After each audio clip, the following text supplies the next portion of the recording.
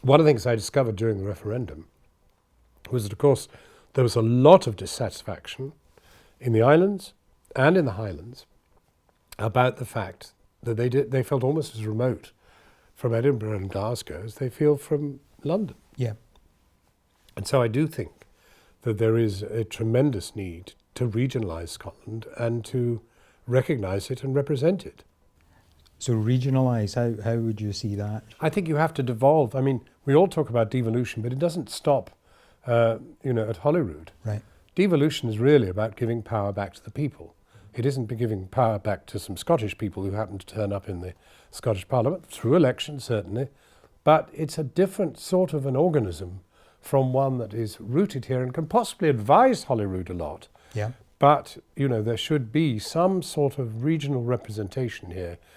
In other words, a regional council that really does reflect the interests of the people here, that can then build pressure to wake Holyrood up. So how do you see that being different from, say, the regional councils like Highland Council that we have here, or Western Isles, or? Well, but the truth is they've never been given all the powers that they should have.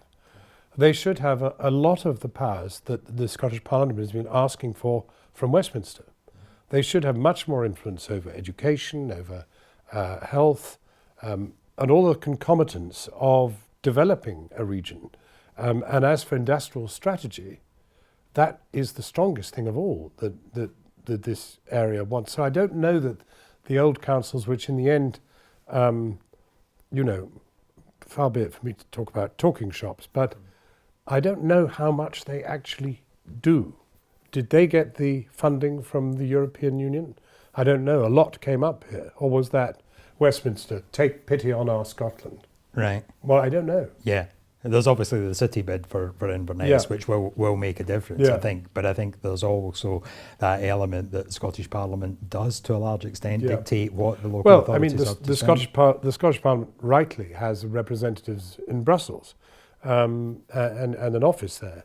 I'm not suggesting you should necessarily have an office in Brussels, but I do think you should be much more germane to the decisions that are being taken than perhaps you are at the moment.